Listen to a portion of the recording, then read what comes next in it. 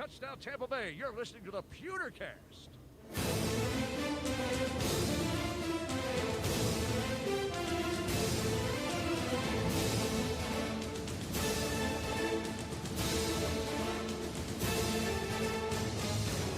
Welcome to the PewterCast. I am Brent Allen, your host, joined as always by my good friend Ren, chatting it up all game long. Daxed. Ren, Tampa Bay Buccaneers put a walloping on the Las Vegas Raiders, and we're here to talk about it, buddy. Yeah, I think, the final score is going to project, what we all thought it was going to happen. But there was a point there where, they got it within 7, and it was in the second half. Right. And people were like, okay. There wasn't a lot of freakouts. So I just said, and you mentioned I was in chat, I was on the Collide app it was me, you, and 51 of our closest friends. That was a lot of fun.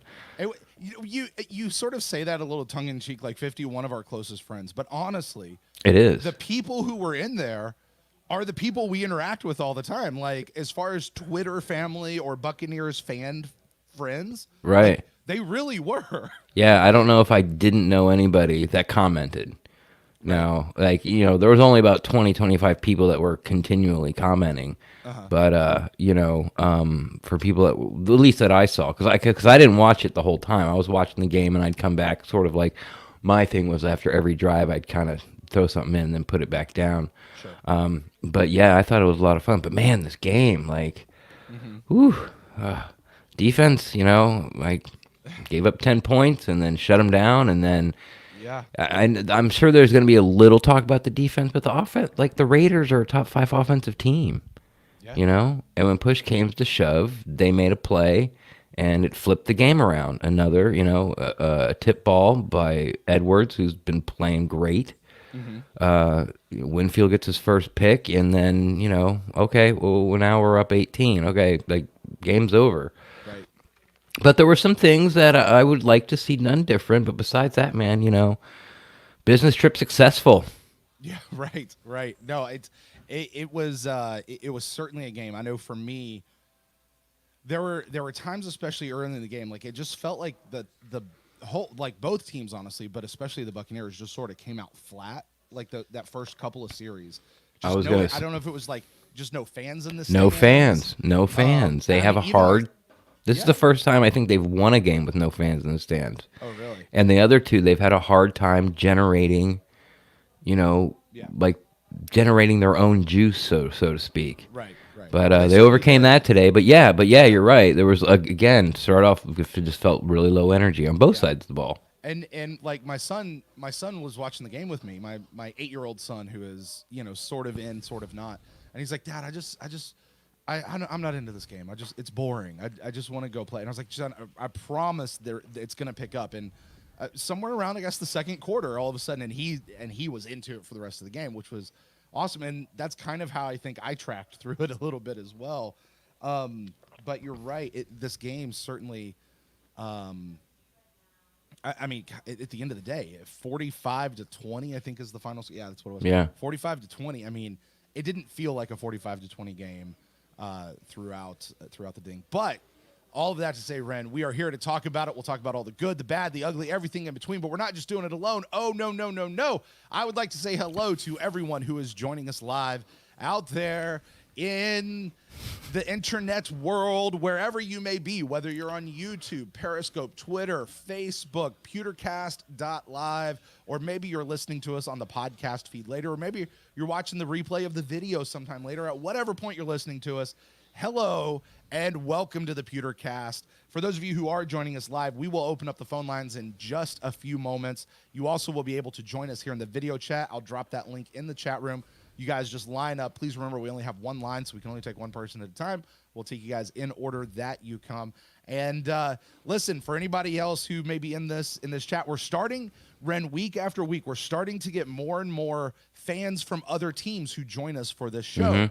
So if you're here and you're not a Buccaneers fan, welcome. We've been doing this sort of homage to our good friend Derek and the What the Buck podcast. They also had a rule with their tailgate, which was everyone is welcome, just don't be an asshole. Right. And that's kind of what we're going to say here. Like, if you're a fan from another team, awesome. You're welcome here. And let's just not, be jerks about it. Buccaneers win. And this is a Buccaneers-centric show. That being said, Ren, before we open the phone lines, I do have a couple things I want to talk to you about and get your quick takes on before we do that, because I definitely want to get to the phone lines. Oh, yeah. So, wrong one. Well, shoot. All right. Anyway, I want to talk about a few things. The big thing of the game that seemed to be happening out there on Twitter and even in the Collide app, a lot of people talking about sort of on the negative side of things, I think, is what's up with Mike Evans. Mike Evans, right. I think he had his first target like at the end of the game. And like, I know he had one earlier, but it didn't count because it was like DPI or something. But like he had like 2 targets the whole game, 1 reception. Right. Like what's going on with Mike Evans? Why are we not seeing Mike Evans? Is this a lot of people actually like getting really, really miffed about it? And the question that I have is, do you think people would be so mad about Mike Evans not getting his touches if we hadn't just signed AB? No, I don't think it has anything to do with it. I think it has more to do with fantasy football than anything else. Okay. I would like to see Mike get more touches.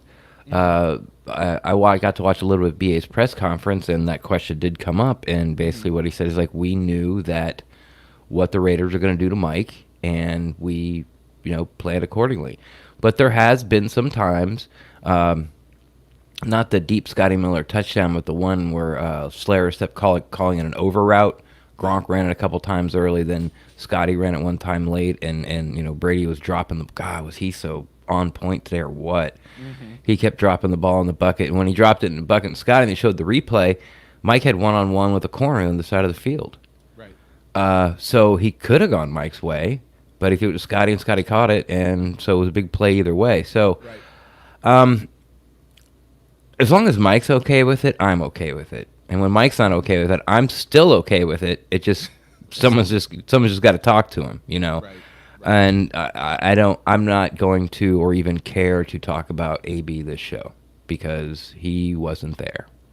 Fair enough. And he won't be there for another 2 weeks. Right. And we'll see what happens when that goes. There's actually a little line that came out during today's game. We'll discuss it on next week's Buck in the News show. Here's 2 more questions for you. Yeah. Rojo.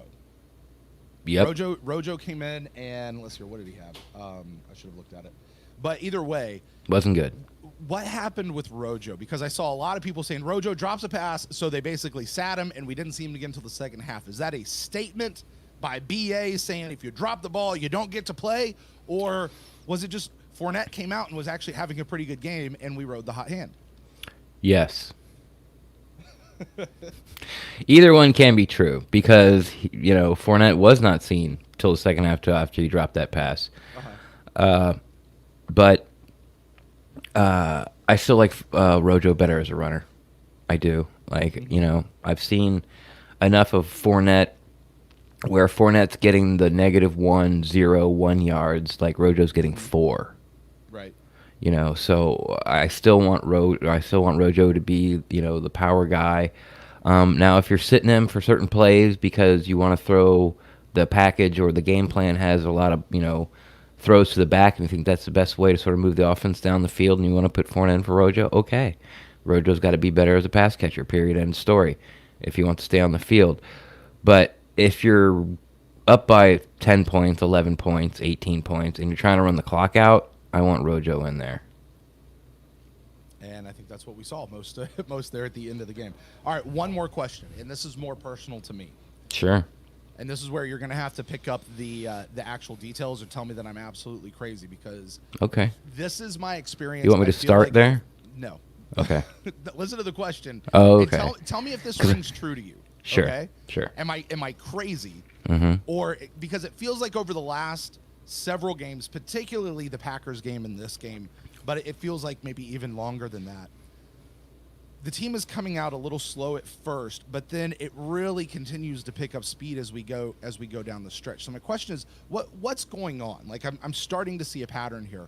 Are we just wearing teams down and we're outlasting them, or are we truly starting slow and just really coming on later in the game? What's going on with this? Well, before the Packers game in this game, like the Bucs went down the field and scored a touchdown or like would score the first time they had the ball. Before the Packers game, we were leading the league in first quarter points. Right. So it's hard to say. There you go, much better. Sorry. So it's hard to say that they're not, that the offense has been sputtering all year. These past two games, they went 3-and-out, and the other team went touchdown, field goal. So they were up 10-0, and it was like, okay, I guess the way I would rephrase it is not worry about the offense, keep an eye on it. I don't think 2 games against plus 500 teams going 3-and-out, because especially this game, because Brady missed Gronk, who was wide open, like the first play of the game. Like he could have caught that, and he could have been up. Like the offense could have been out and rolling in midfield after one play. Right. But secondly, Todd Bowles' defense doesn't seem to react well to scripted plays. We know all the head coach had the first 10, 15, 20 plays scripted. Uh-huh. And when in the Green Bay game and in this game, to scripted plays, like the Raiders and the Packers looked unstoppable. Then when they got off the script and, they had to start making these decisions where they didn't practice, the quarterback had to start making these decisions on these plays they didn't practice as much as those 10, 15, 20, that's when the defense starts to get to him and starts making some stops. Mm-hmm. So those would be the 2 things I'd look at. But, we've done this long enough. It's a week-to-week league. Yeah, that's why we're always afraid, like, okay, we shut up the Packers. No sacks, no penalties. Oh, we're going to do that every game. We're smart enough. It's not going to happen. Mm-hmm. Like, we're going to lose another game this year. We are. We might lose 2. We might lose 3. And it might even be to a team that we're not supposed to lose to. Like Atlanta. You're right. Yeah. Or the Saints, who aren't looking spectacular anymore at all. Right. Yeah. So, it's something to watch. Mm-hmm. I'm glad you brought it up because that's something I didn't really think about or notice so much. But I think when we're 6 games in and 4 of those games we score as soon as we get the ball, march down the field, put it in the end zone, and 2 of the games we didn't, it's a little hard to sort of be like, come on, guys, do your job. Right. All right. Well, Ren, with that, why don't we go ahead and open up the phone lines for anybody who does want to call in. The number is 864-729-BUCKS. That's 864-729-BUCKS. I have heard from some people out in the chat room that I'm a little low. I've turned myself up, so if you guys... you sound much better. Yeah, let me know out there for you guys if I need to do anything else. Always appreciate that. It's hard to check that before we go live with anybody else out there. We do have a call come in. Let's find out who we got here with us tonight. You are on the line with Brent and Ren for the PewterCast Live. Who do we got here? Hey, guys, it's me, Keon. What's going on, Keon? Hey, Keon. Oh, man, I just got back from watching the game, 45-20. Tom Brady looked very good. Our offense has been, I feel like they get to a point where they have a good run of that things and then it levels off. But it doesn't look like anything that is too scary, you know what I'm saying? But our defense is stellar. I'm looking at this team, and I think that we can beat the Packers and the Chiefs twice this year. What do you guys think? Well, we only play the Chiefs once, so that'd be quite a feat. And we only play the Packers once. However, together, we will play twice those 2 very good teams, and we could win both of those, yes. Yeah, the Bucs have... That's what I'm saying. I think we're going to Super Bowl.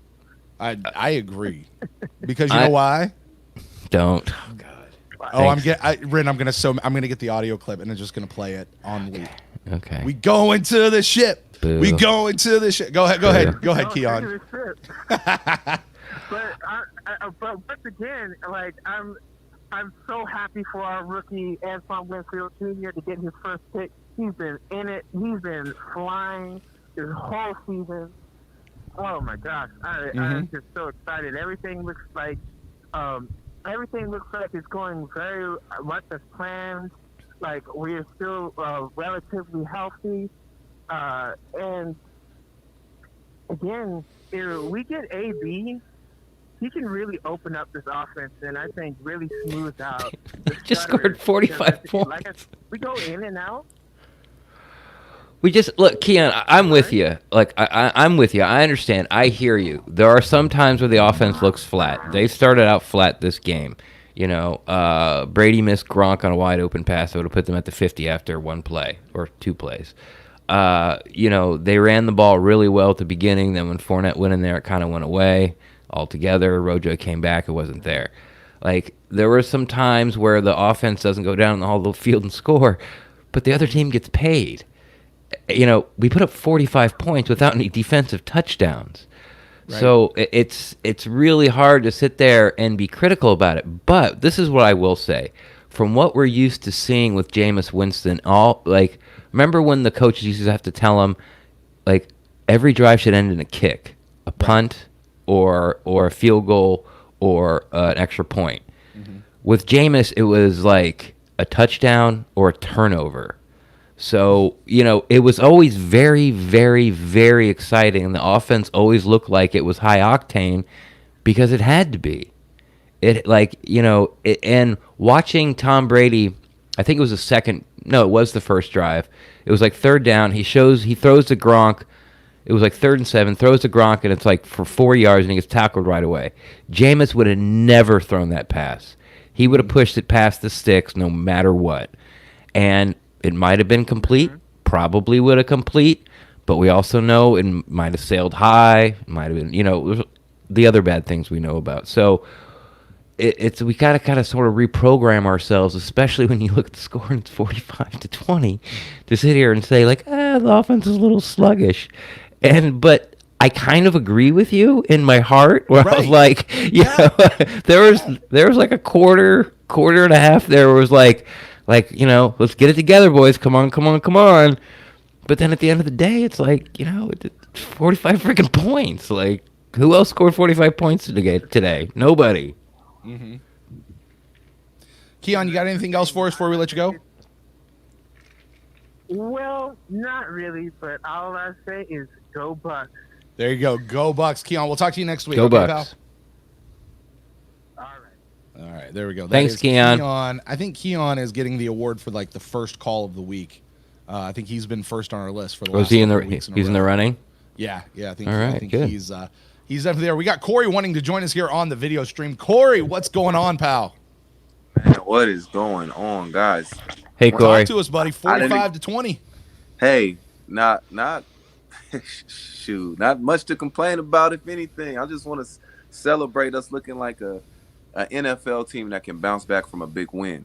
Mm-hmm. We've had these problems in the past. If I'm not mistaken, we scored 55 against the Rams, and didn't we come and lose to the Giants? Was the Giants game after or before that?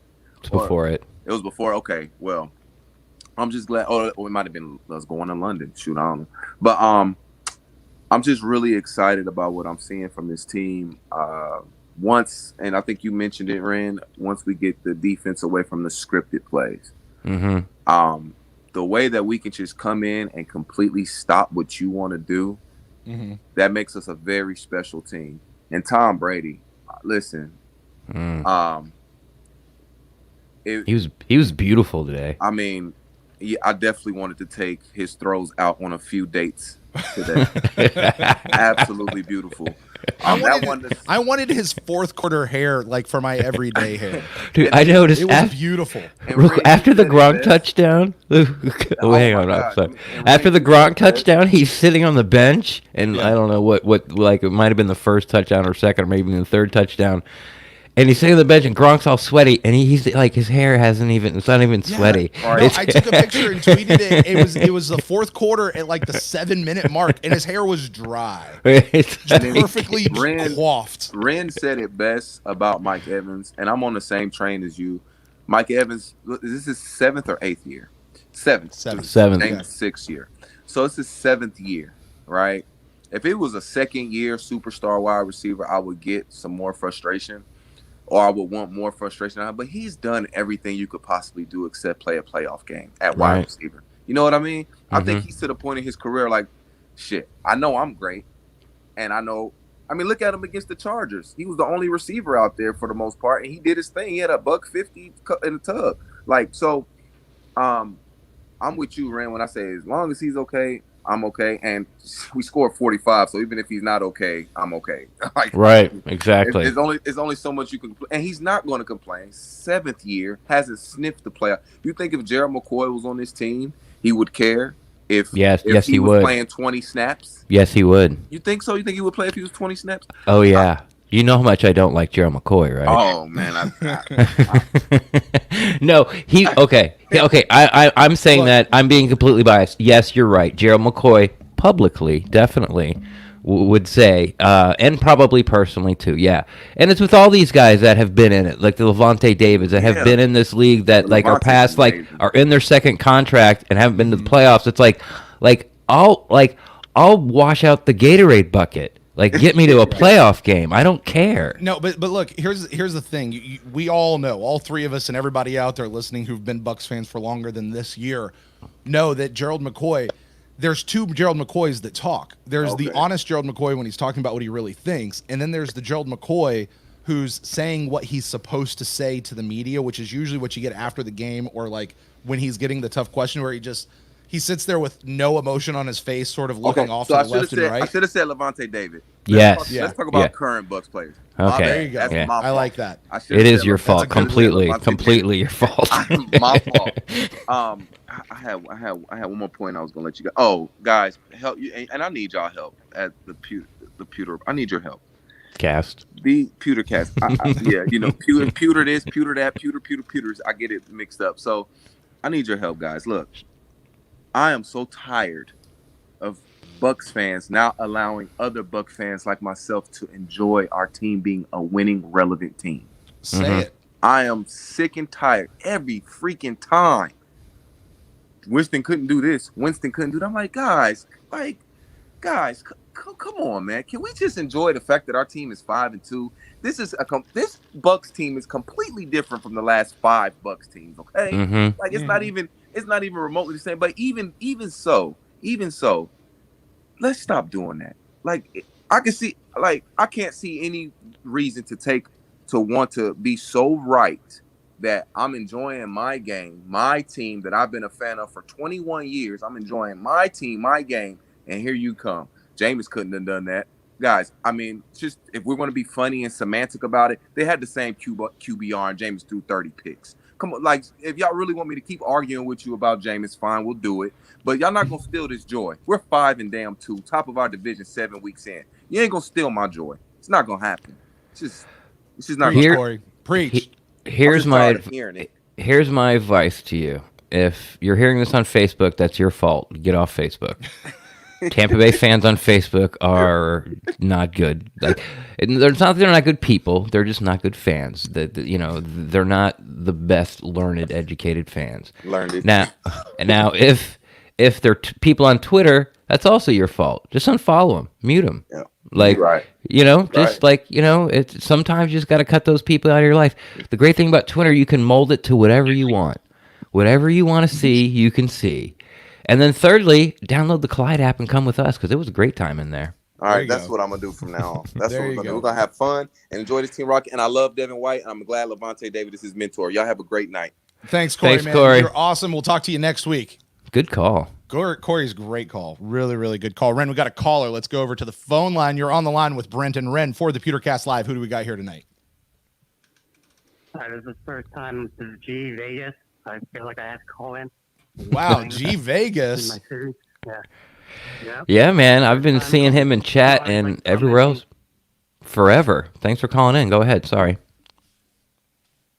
Yeah, no worries. This is a really good game. I mean, it was a great follow-up to the Packers. So even though we didn't play our best, we still did enough to win, and then we just run off with it at the end. It was pretty good. Even when it was 24-20, I wasn't worried because it's Brady. Brady's not gonna, panic. He's not gonna be worried. He's just gonna do what he does. He's march down the field. He's gonna put up that point.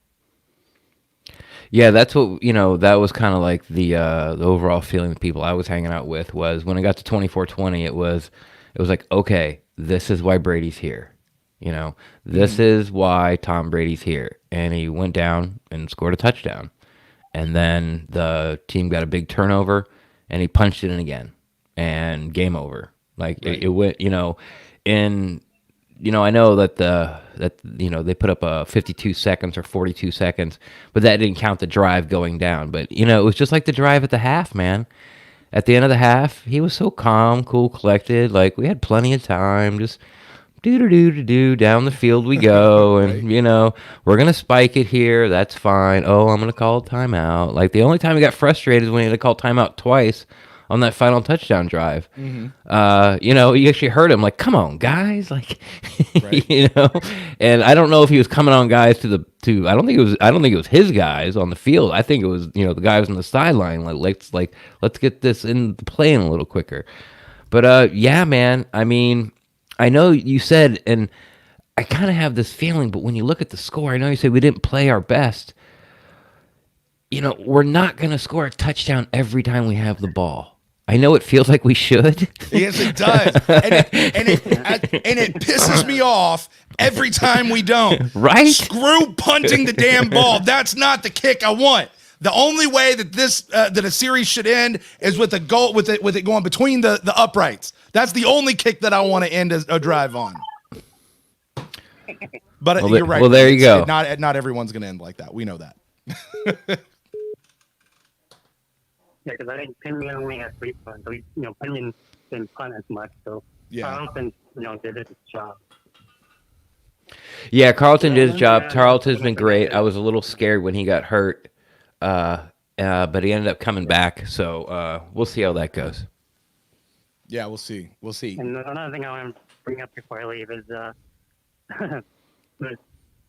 defensive line was no-show today. That was like a huge worry for me. This greatest O-line had like huge issue coming into this game, and they did a great job. Like not anybody tested and White had with that.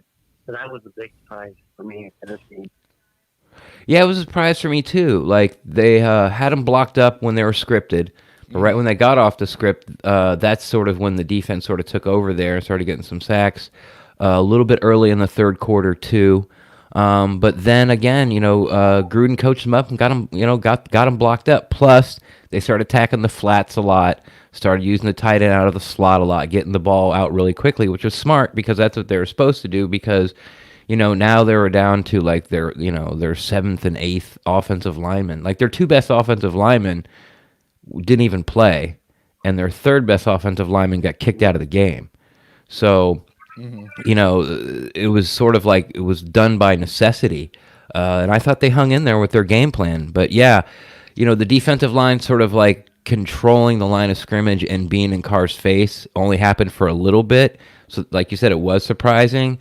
But I'm not going to say the defensive line was disappointing or had a bad game because this might be the only time Josh Jacobs has ever been shut out. I know this year, maybe even for, sort of like his entire very early career. But again, the run defense stood up and stood out. And what about McClendon, man?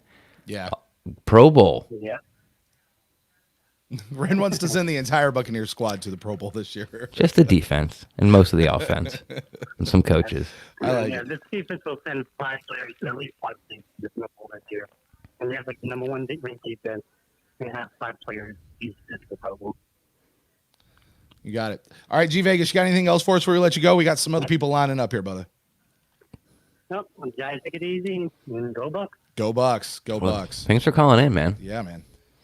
It's good. G Vegas, he's one of those we talk to all the time, it seems like, out there on the Twitterverse and in various places out there. Let's see here, Ren. Let's go over to our video chat. Our good friend Big Fudge is waiting to talk to us. Big Fudge, what's going on, pal? Oh, he's dancing. Staying delicious. How you guys doing tonight? Great game. We are good. Yeah, I mean, couldn't have scripted it any better. No, I was a little worried about how the fan base, the featherweight fans or the wayward fans would be when the game got 20-24. Mm-hmm. But like last week, you just sit back, you let Brady do his thing. He was, for the most part, surgical this entire game. Oh God, he was. It was the passes he threw.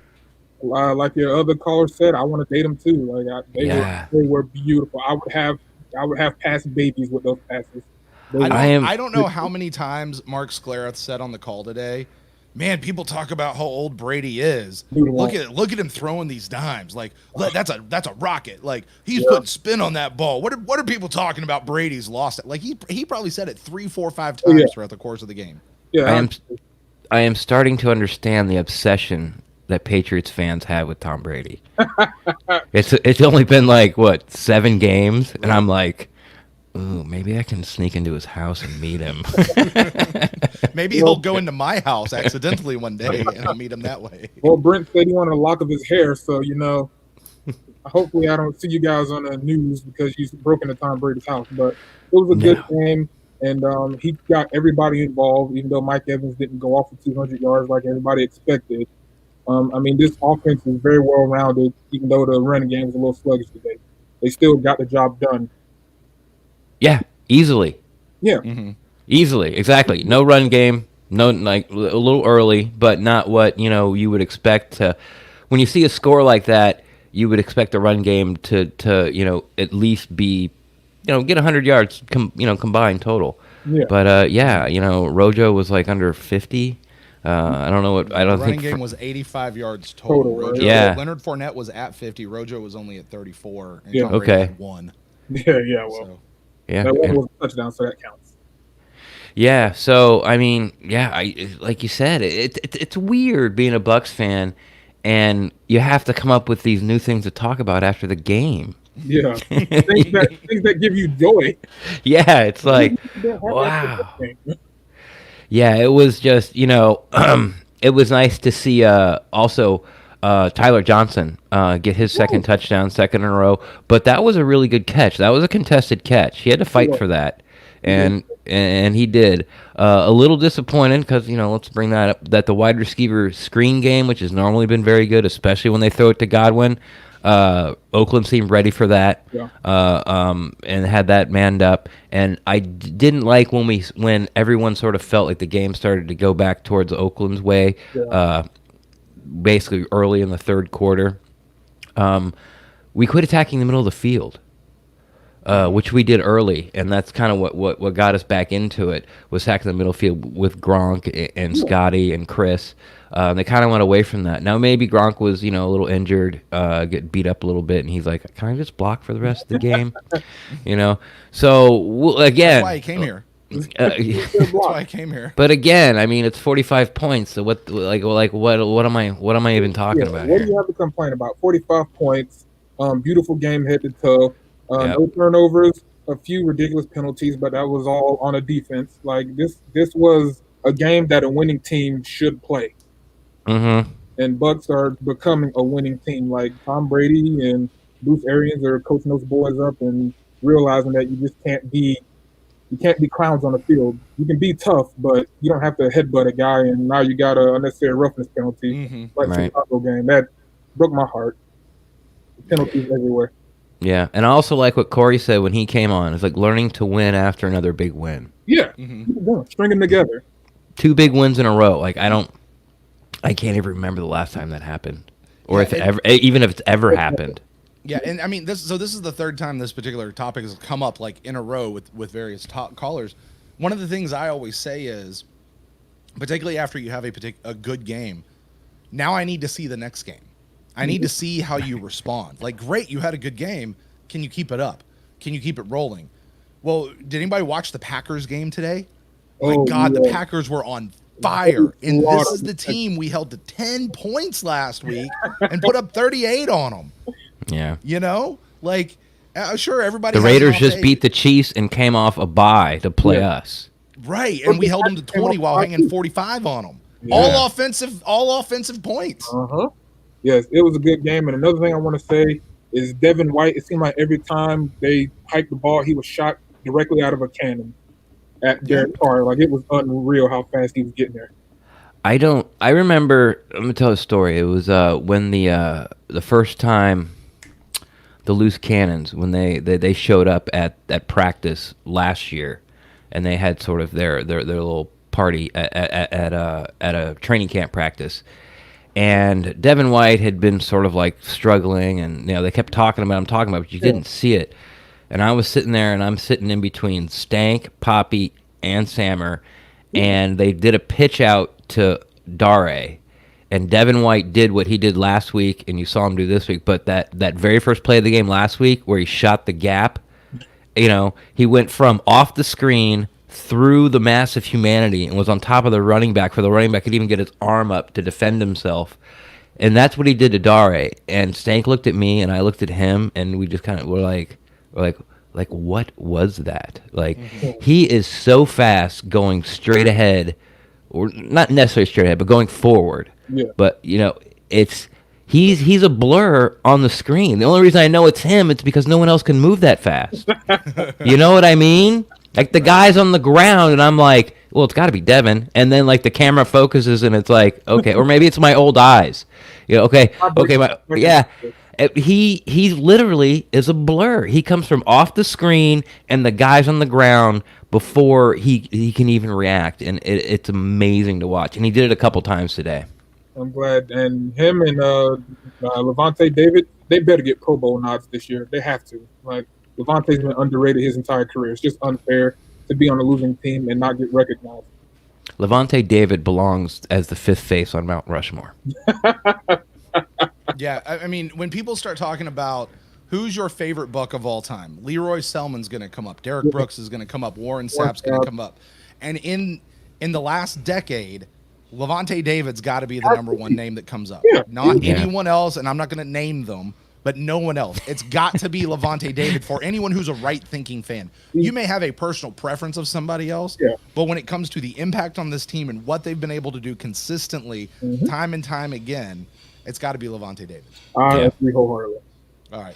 Cool. Big Fudge, you got anything else for us, man? We got a couple other people want to jump in. Man, letting them boys in. Just want to say good game. You guys are the greatest, and go Bucs. Thanks, Big Fudge. We'll talk to you next week, all right? Thanks, man. All right, Ren. Good stuff. Good stuff all around. Phone line is open if anybody wants to call in. 864-729-BUCKS. That's 864-729-2827. And just like that, Ren, we've got another caller. You are on the line with Brent and Ren for the PewterCast Live. Hello? Yes, hello. You're on. Hi. I would just like to say I've been watching you guys for the past few weeks now. My name is Maya, and I really enjoy your guys' content. Thanks, Maya. First and foremost, I'd like to say. Thanks, Maya. You're welcome. Appreciate that.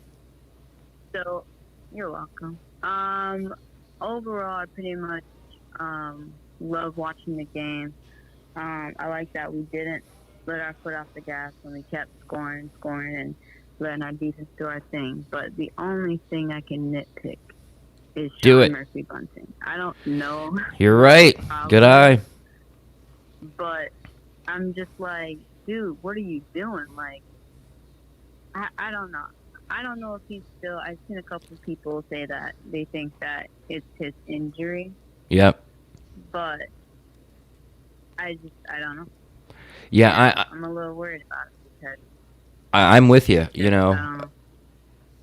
I'm with you. Like, he's not necessarily a liability right now. He looks like a huge liability, but that's because everyone else is so good. So he's not exactly like this huge overall NFL defensive liability. And we started talking last week about, is it time for Dean to take over the starting outside spot and just bring SMB in at nickel? Well, think about this. Now, I think... Go ahead. I didn't get that. No, I'm sorry. I never got that. Like, I always thought that Dean would be, like, the perfect fit for Carlton, for them to be, like, the 1-2, and Sean be in the slot. So I think they did that towards the end of last year. Yeah. Mm-hmm. And then they switched it, and it's like, I don't really see why they do that. But, yeah, I'm with you, Maya. I've been stumping for this since last year. I don't understand. I am all for it's Davis and Dean, and Sean Murphy Bunting comes down to the nickel. I don't understand why it's any other way. I just don't. No, here it is. Here's what we do. Is like the more... Okay, here's my brainstorm, okay? This is my galaxy brain, okay? Dean and Davis start on the outside. When we go to nickel, put Winfield in nickel and put Edwards at safety. Sure. That's the other thing. I don't know why George Whitehead plays over Edwards. Because to me, Whitehead seems a little bit more slower, and he's very good against the run, but he doesn't have any type of ball skills when it comes to defending the pass back there. Not that from what I've seen.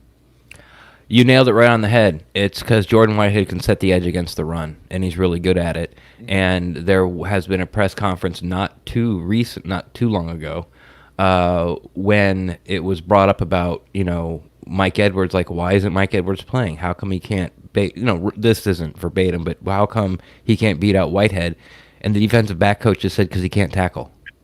And so if he could tackle better and he could set the edge like Whitehead can in the run, obviously to Todd Bowles and this coaching staff, that's more important. They're willing to give up the ball hawk skills that Whitehead misses and Edwards has. So if Edwards could, clean up his tackling, then I think Whitehead's the odd man out. And you're right.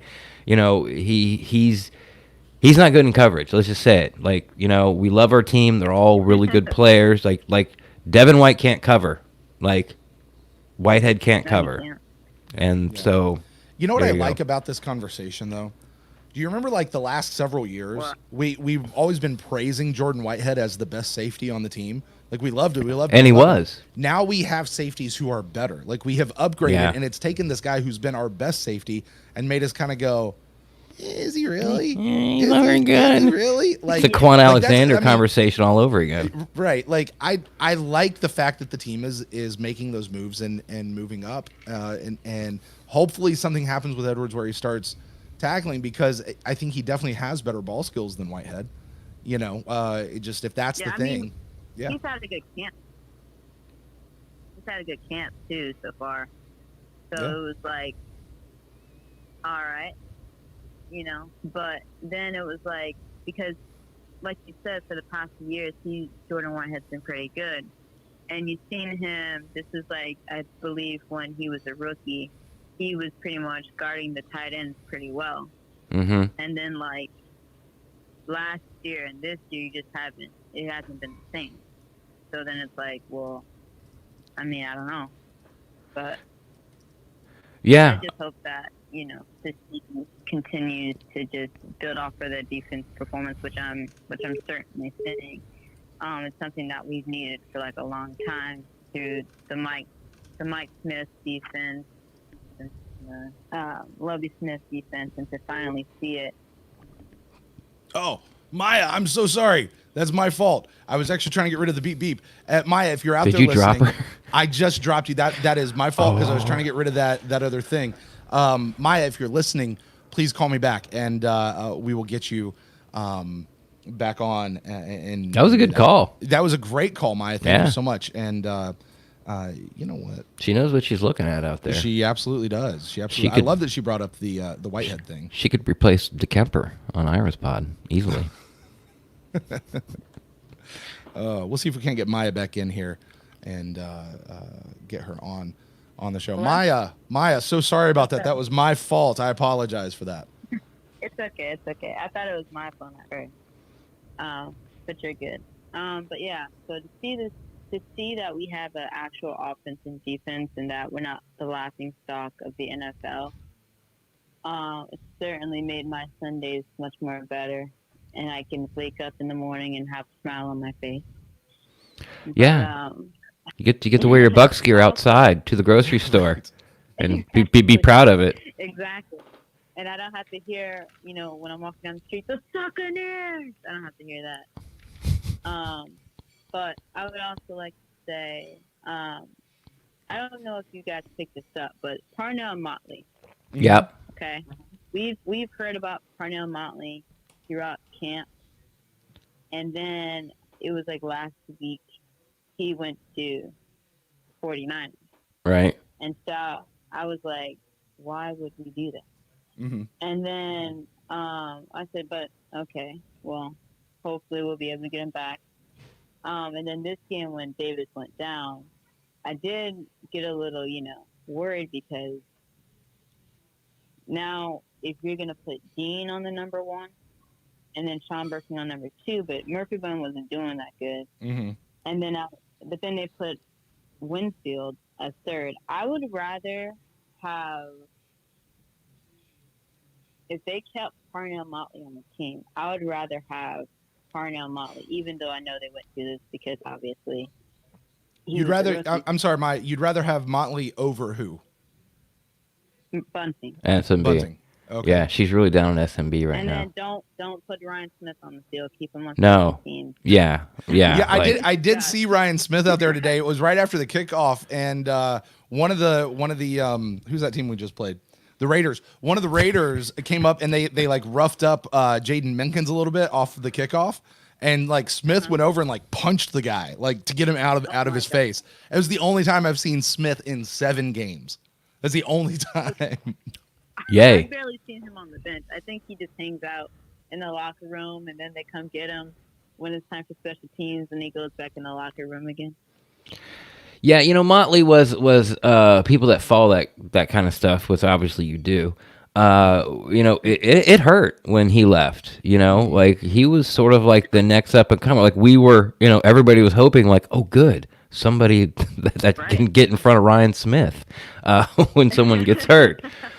But then, like you said, and here's the thing: I don't think Motley's ever been active, but when one of I don't remember who went down. I think Bunting went down. Yeah, because he went down because he pulled his groin, and that's the injury everyone's talking about that maybe he's not all the way back from yet. They did what they did today, which was put Winfield down in the slot. So, even if he was on the team, I don't think your wish would come true. And I'm okay with the way. I'm okay with Winfield in the slot and Dean and Davis on the outside, but I would really like to see the 49ers try to, squeeze Motley through waivers. And, I think next week he'll be eligible because you have to play 3 weeks. Once you're picked up, you got to play on their 53. You have to be active on their 53-man roster for 3 weeks. Or not active, but just be on it. Right. So, next week, I would really like to see him back, especially next year's training camp. And it's so crazy because if you look at like his college career, and then you see in the receivers he went up against, and then he goes undrafted, and then he falls into our lap. That's just like everything else was going right, and then it's like, okay, that's much more of an insurance policy because if one of our cornerbacks goes down, we don't have to worry about Ryan Smith or some unknown rookie we don't know. But I mean, I just hope he does get his chance, whether it's with us or another team, because that's ridiculous that he went undrafted. To be honest with you. Yeah, you're right. He was got picked in like the 5th or 6th round or something like that. Yeah, he was definitely at a draftable grade on a lot of guys' boards. I hope he plays for us or plays for nobody. No offense, and win the lottery and then quit or play for us. Those are your 2 options. But it's. I understand your frustration with Sean Murphy Bunting, but he's not playing as bad as it looks because everyone else is just playing at a very top tier 1 level. So it's his holding calls, and it's just like, dude, calm the freak down, but it was just like he wasn't doing it like playing in the slot. He was doing it where the refs could see. That was much more my frustration. Like they see you. You can't hide from that. Right. Overall, we got the win. He didn't blow the game. So no, he didn't blow the game. All right, Maya, you got anything else for us before we let you go? We got a couple people lining up here. No, that's all. But I appreciate you guys letting me on.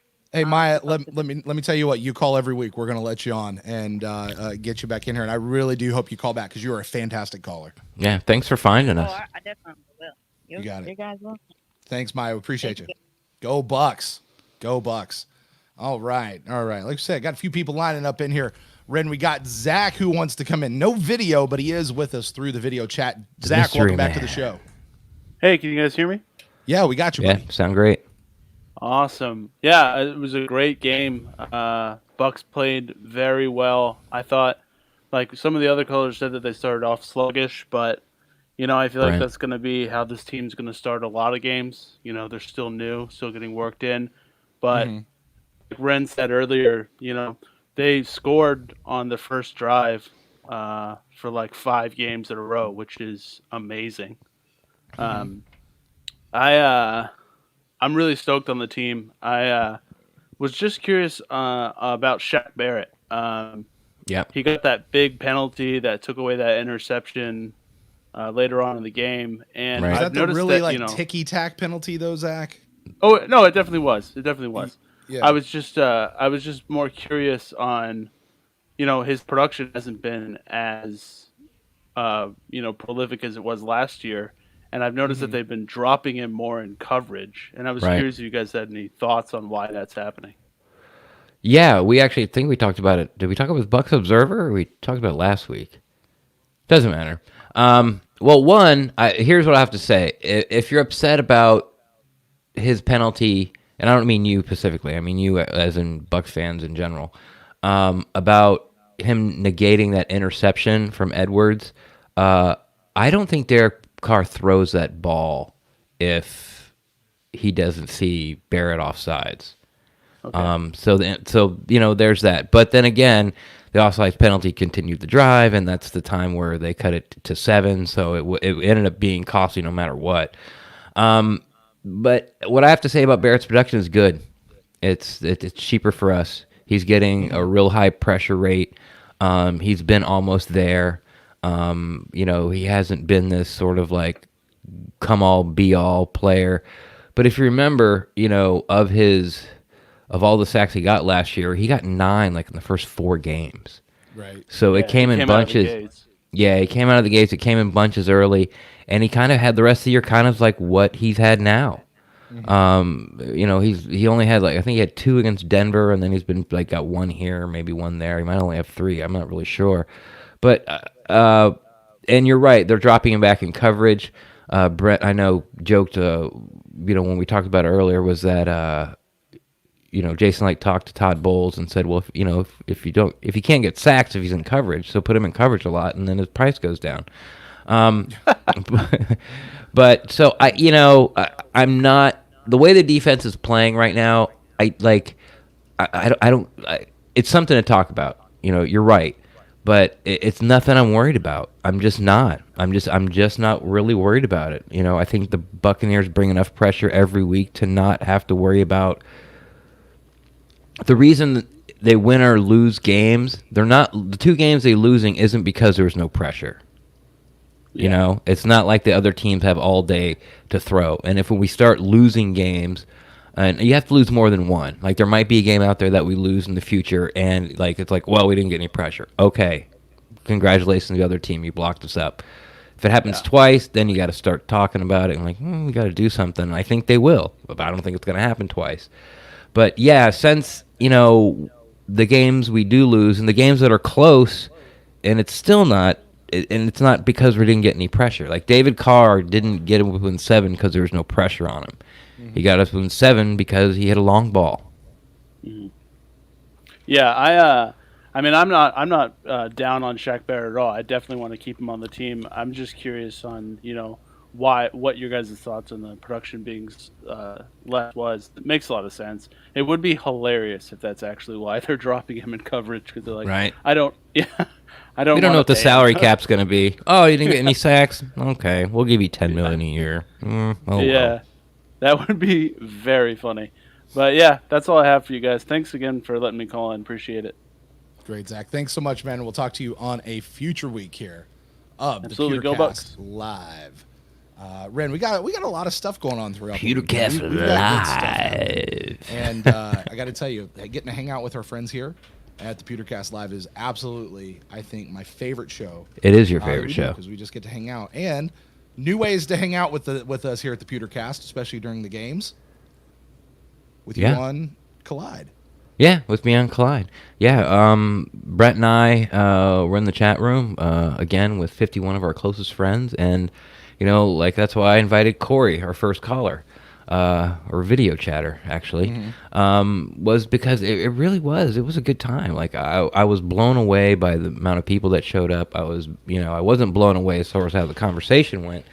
But no one called anybody dumb for their takes, and not even me. and like nobody, got on. I know, right? And nobody got on anybody. It was just a lot of agreement, a lot of excitement. A little bit 10 minutes of like, okay, like like all right, they're within seven. They're within seven, and then they scored that first touchdown. Everyone's like, okay, good. And then almost immediately Winfield picked it, and then it was just the celebration was on. Yeah, it was a lot of fun, and it went much better. It went as good as I could have hoped for. It was great. Yeah, yeah. Thanks there, Big Fud. Yeah, Collide. Even has that funky spelling, and he got it right. Collyde. It's on iOS, which of course is Apple, and you got it on Android. And as long as you have a Facebook account, it just links to it, and you're in. You scroll down, look for PewterCast. Do you have to have a Facebook account? You do on Android. You do on Android. Apple, I think you can sign in with Google. I think I signed in on Google. Yeah. Yeah, it's either Google but as far as Android, you have to have a Facebook account. Very good. Ren, we got a caller. We got somebody joining us. You are on the line with Brent and Ren for the PewterCast Live. Who do we got here tonight? How's it going, fellas? Long-time listener, first-time caller, Jared from New Orleans. What's up, Jared from New Orleans? Hello, Jared from New Orleans, you poor bastard. Fellas, I got a question to ask y'all. I got a question to ask y'all.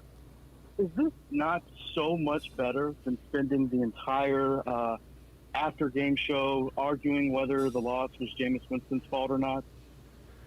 Maybe. Yes. No, you know what it is.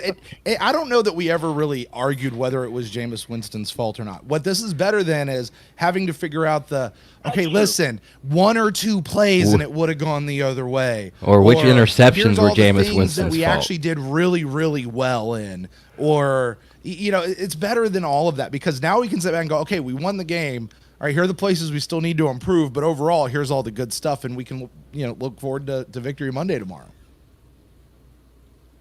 You're right. Absolutely. And so much better. I think from what I've listened, it seems as if everybody is kind of at a loss for words. We're like, a lot of us Bucs fans are trying to find. I mean, you're never going to have a perfect win, but we're almost just scratching just to try and find something to blame the game. We could have done better because that's just been such the habit the last couple of years.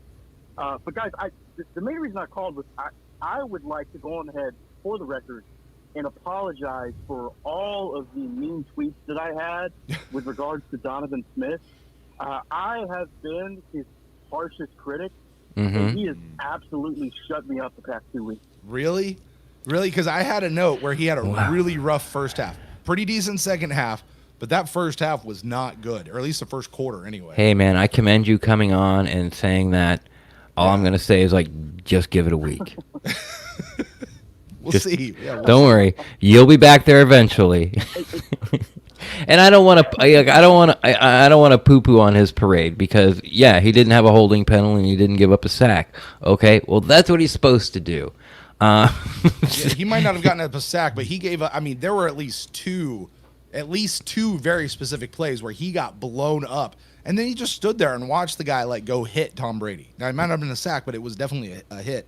Or somebody dropped Rojo in the back, in the back for a loss of 2 or 3, something like that, coming off of Donovan Smith. It was.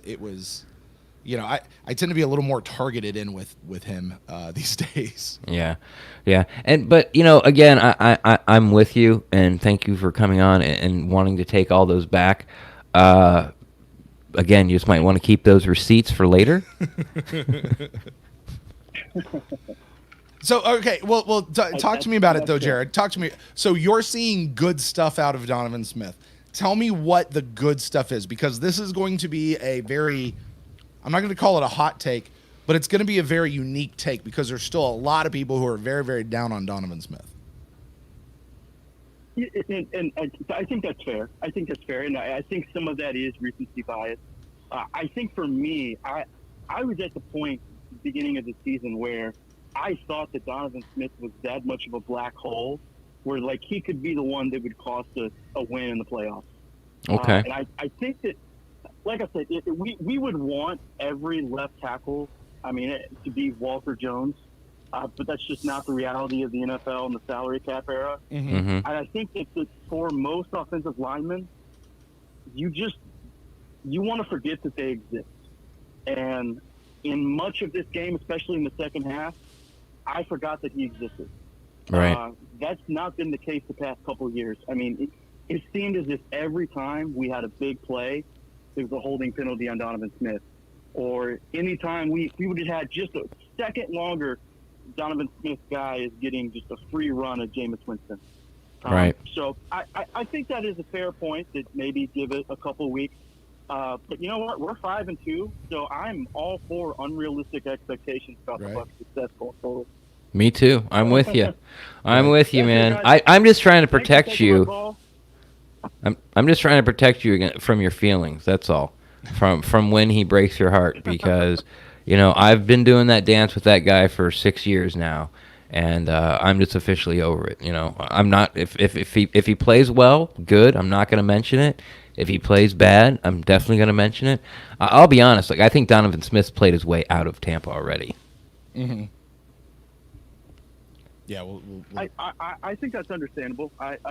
Would you guys not say that's fair that if we were to go into the offseason right now, left tackle would probably be your number one concern? Yes. Yeah, and we've discussed that. I think, and until here's the thing, because this is a kind of an ongoing conversation we've been having this year. Is at what point can Donovan Smith turn the tide and I guess in effect save his job? Does left tackle not become the number one, or if not the number one, at least the number two need in the offseason? Now, Ren, what do you think is our number one need in the offseason? Well, see, look, I think it's a need, and I think it's going to be one of the big needs. Now, it's number one need. It can't be, because you have a left tackle under contract who what you have. Dance with the devil you got. He's not the worst in the league, and he'll never be the best in the league, so I get that. But what if JPP doesn't come back? Or what if Sue doesn't come back? Or what if Barrett, you don't franchise Barrett, or he refuses to do the franchise tag and goes like he sits out a year, or you don't franchise him and you can't get a deal done and he walks out the door, so you got to sort of look there. So, but yeah, it's as of right now, since you have a left tackle under contract, you're shaking your head. Would you stop bringing logic into this conversation, Red? Yeah. Because, no, that's actually a very good point. He is under contract. We have him locked up. There's a bunch of other people we don't have under contract. Right. And we don't have locked up. And if those guys go, this position becomes less urgent. It's the Jameis Winston conversation all over again. Yes, we like Donovan Smith. Yeah, but we're going to look to see what else is out there. Right. And if we upgrade, we upgrade. And and there's the door. We'll roll with him. Yeah. That's a good point. But we'll see. And here's the thing. I really hope, and I say this from the bottom of my heart, I really hope Donovan Smith turns us around between now and the end of the season. I don't know that there's much he can do. He already has for Jared, apparently, but I don't know that he's going to get at least the majority of Bucs fans. And I don't have any special insight into what Bruce Arians or Jason Light are thinking. But I think we've tended to we've come to know their thought process pretty well, and I'm just not so sure that he's going to get that. So, Jared, you got anything else for us before we let you go, buddy? Fellas, that's it. Y'all are doing a wonderful job. Go Bucs. Jared, this is your first time calling. Don't make it your last time, all right? All right. Ren, we got our last person who wants to come in and talk to us, our good friend, John, wearing the white jersey. John, talk to us, buddy. Hey, guys. Fun game. Defense and not the best game. Like, some of the names I would call out would be Murphy Bunting, not a great game from him. Whitehead got a blown coverage here and there. And even I'm kind of, I don't know if this is going to be a hot take, but Levante David did not have a good game didn't have his best game this time around. He didn't have his best game in coverage. Yeah, that's what I've seen. In coverage, he was not doing that good. Yeah, they made him turn and run, and that's not what he does. The way he is now, with how gold he's getting, he's not becoming a strong suit anymore. Yeah.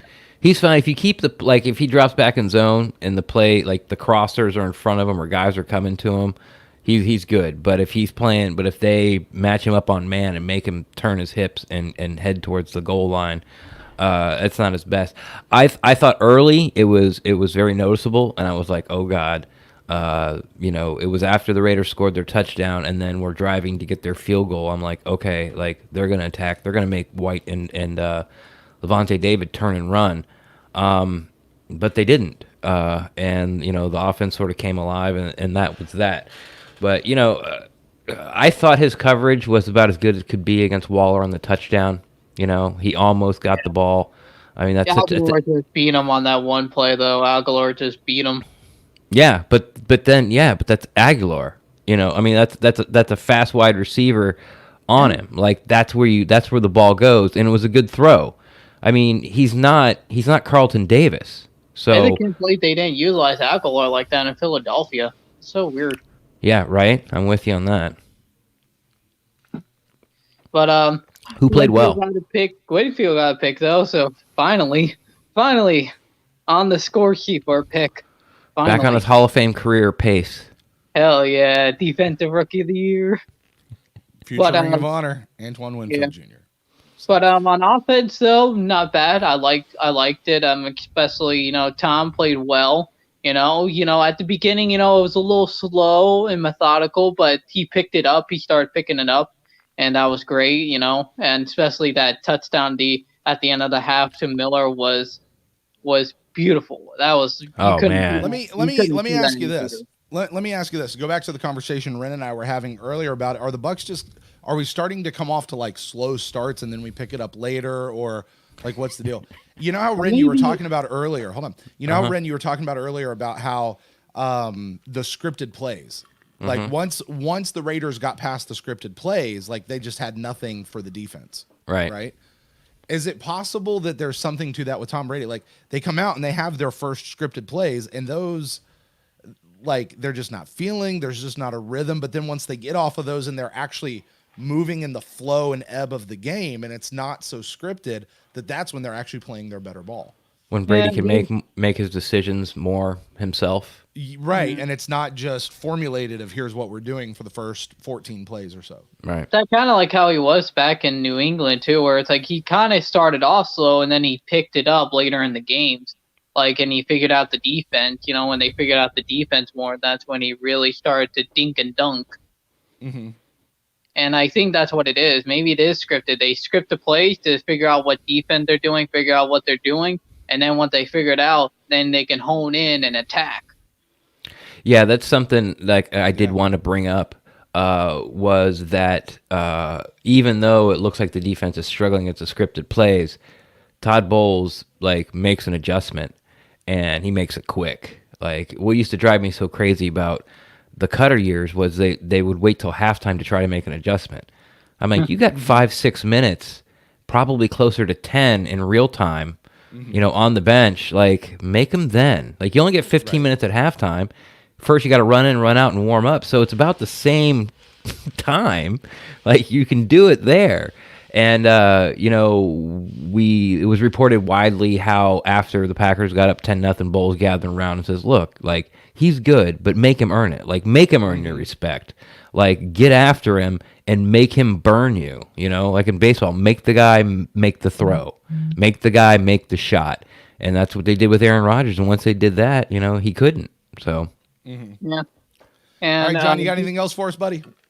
Yeah, I gotta say though, not a bad game from the O-line. Not as good as the Packers, but hey, not really any penalties though. So that was nice on them. No sacks, so that's pretty good. So not as good as the Green Bay game, but pretty clean these last two games. Hopefully, I know this is not sustainable, but hopefully at a level like this, Yeah. Hopefully we can keep up to somewhat this level. Yeah, the Raiders aren't getting a lot of pressure. They're not getting a lot of sacks, but like you said, no penalties, no sacks. Like what else can you ask for? Yeah, if all they do is hit Tom Brady like a couple, like one or two times a game, I'll take it. Not the greatest, but hey, I'll take it. Yeah, it's better than breaking them in half. So yeah. All right, John. Apparently gets you $12 million. Do what? Apparently gets you $12 million to play left tackle. Right. So, John, thanks so much. We'll talk to you next week. Okay, buddy? Thanks, John. Right, please go Bucs and go Rays. There you go. Go Rays. Yeah, go Rays. They are on right now. And I'm not going to spoil it for anybody out there if you guys want to go watch the game. I know certainly a lot of our viewers have gone over to watching the World Series. Ren, with that, we have reached that part of our show. Swords and Skulls? Time to pay homage. Do I know? I said Swords and Skulls. There you go. It's time to pay homage. Swords and Skulls. Lots of you guys have already been dropping those over in the chat room. We'll look at those here in just a moment. But Ren, I'll put it to you. Who is your sword? Who is your skull? Just a reminder, the sword is the good one. The skull, the not so good one. This is one we talked about when we had, Ralph and Molly on from Bucs Observer, and I'm giving it to him, even though it feels like it's cheating, but he deserved it. A couple people came in here and said they want to make love to his passes, or at least take him out on dates. But yeah, Tom Brady, man, Have their babies. Have the passes, baby. Have the passes. Have the balls, babies. Gross. Yeah, that's how it works. You see when a daddy and a okay, go ahead. Thank you. Yeah, Tom Brady gets the sword, man. He was lights out. He was throwing darts, lasers, whatever you want to call it. So smooth, so in control, and no worries in the world. And you look up and you win by 25. Yeah, and he did it without breaking a sweat, literally, Yeah. literally. Yeah, not even showering. Ren, I have this thing about when I go out to eat, I don't like ordering what somebody else at the table has ordered. Right, yep. And that extends to when we're talking about our swords and skulls. I don't like piggybacking off of somebody else and picking the same pick that they did. But today I have to. Yeah. Because I'm with you. For everything that you just said, when you're talking about who is the MVP of the game, when you talk about who is the guy, it's Tom Brady. Hands down across the board. Devon White had a great game. You could point to Antoine Winfield, although I don't think I don't think his interception changed the course of the game like Jamal Dean's did last week. Godwin, Miller. Yeah, Godwin. I mean, Rojo didn't really get it going. Fournette was there. Fournette had, he was the better back today. He picked up a really big first down on a dump-off pass. Right, but when you talk about the guy who is it over the course of the entire game, it's Tom Brady. Donovan today. Smith. Oh, sorry. No, it is Tom Brady today. However, I am interested. Who is your skull? It would have been, I got to be honest, it would have been Donovan Smith for me earlier in the game, but it's not anymore. Who is your skull, though? God, I don't know. I think it's a bit harsh to give to Sean Murphy Bunting. I do. Can I give it to Ryan Smith? Just because I hate his Instagram account so much? Give it to Parnell Motley. Yeah, give it to Parnell Motley. You could have played today if you didn't leave us. Screw the extra $70,000 you've already made in 2 weeks. Gosh, I'm gonna give it. No, I can't do that. It's not fair. I gotta give it to SMB. I just can't think of anybody else. I really can't. I was gonna give it to whoever made the decision to put Fournette in, just to not let Rojo run. But yeah, it's SMB, and I don't think he played terrible. He just didn't play lights out like everybody else did. Right. Yeah. Once again, There's no one left. There's no one else. No, I mean that's when you sit back and you go, okay, who is it? I think I could make a legitimate case for Donovan Smith in the first half. Yeah. Right? I absolutely do. But I can't do it because of the second half. He had a great second half. Yeah. And I got to tell you, I will tell you where I am impressed in Donovan Smith almost every time he does it is when he goes out for those tunnel screens. Yeah. Like he when he gets a running start. Yeah. When he gets a running start, he can run block well. His pass really block can. is spotty. Yeah. But when he gets to pull and run block, he's a locomotive. There was one last week where he pulled and he went out to the other side. He went off of went up between Alex and between Kappa and Wirfs. Yeah. I almost referred to him like I'm on a first name basis with the guys. I'm not. Alec and Tristan. Like he with Al and Tristan. Yeah. Lex and Tristan. So anyway, I call him Alst. He went off that way and I think he broke Rojo for a pretty good pop. So yeah, he held the guy twice. He held the guy twice. And everyone was showing that clip, and he held the guy twice. Right. But with that, it wasn't called, and it was a good. Ended up being a great block. Right. Let's see here. All right, let's hear it. People over in the chat are pretty much agreeing with us. Brady and the sword and the skull is SMB ? Right, exactly. And that's kind of exactly what we've just been saying. once again, SMB showing a little bit of Devon White love from Big Yep, Fudge over there yep. for the sword. That's true. Which we can't necessarily disagree. There is another Devon White. Somebody giving Godwin, tall Florida guy, Yep. giving Godwin the sword, but still SMG. I think he means SMB. Going over there. Shade. Oh, Shade. Is that? Wait, no, it's not Shady McCoy. No. Shady, let's see here. Shady McGunn. David Villanueva is giving the sword to McClendon. I like it. Yeah, there you go. I don't know that I can say that he's got it for the whole game, but it was nice to see him out there, man. I thought he played really well. He did. He did. He didn't even get to practice till Thursday. Right. Yeah. Let's see here. Daniel says the sword goes to Brady, but the skull goes to nobody. And That's fair. defending your point, and Ren, just for the record, Daniel posted this. I'm sorry for the audio people out there. He says skull nobody. SMB was not good, but he was not terrible and did not lose us the game. He posted that like 20 minutes ago. So right. Okay. Anyway, let's hear. There are more. There's a sword going to Edwards. And Yeah. David, I would love to have you defend that because I'm not quite sure I'd agree he's the sword, but it's certainly an interesting pick. He's the Gotta lightning give it to rod. Brady. Okay, there you go. Skull going to SMB again. Sword going to Scotty Miller. Yep, that's fair too. I like that. So I think that's it as far as I apologize if I didn't say. Oh, here's a couple more. Sword going to Scotty Miller or Scooter Dimes. Joel, I got to tell you, his name is Scooty. It is. Scooty. Scooty Miller. Scooty Miller. We coined it skull over to first. SMB. There Whoever you go. says it first wins. There you go. No, Scooty Dimes. Once again, Daniel says Brady, nobody. So, Ren, that's going to do it for us for today. I'd like to say thank you to everybody who joined us live in the chat room, whether you're at YouTube, Twitter, Facebook, Periscope, whether you're joining us live on the audio podcast later, or maybe you're watching the video feed, the replay of this later. Hello to wherever you guys are. You guys are awesome. And, hey, listen, we'll be right back here next week, Monday night, because the Tampa Bay Buccaneers, unless things get flexed, are going to be back playing Monday night, playing the Giants, and what I'll call, for me, this is going to be a bit of a revenge game, Ren. I got to tell you. All right. I like it. A little bit. I mean, yeah, this will be a revenge game, and my God, if this comes down to a kick at the end, I don't know what I'm going to do. That'll be some sort of show. But we'll be right back then. We'll also You're got a going midweek to take show a delay coming of out. game penalty and move 5 yards back. We got Buck in the News coming up at the end of the week, so you guys make sure you stay tuned, locked in. You make sure you subscribe to us right here at YouTube or over on the podcast feed of your choice. Make sure you go over there, bookmark our webpage, thepewtercast.live, where you can keep up with everything that Ren and I have going on. Download that Collide app, and you guys make sure that you get in on that. Ren, Yes. tell the folks where they can get in touch with you out there on the internet. Best place to find me is on Twitter at RenDax, REN_DAXT. I'm always down to talk Buccaneers football, but if your take's too hot and you just don't want to put it on the Twitter sphere, feel free to slide in my DMs and we can talk Buccaneers football there as well too. And if you guys want to get in touch with me, you can find me at Brent Allen Live across all the social medias.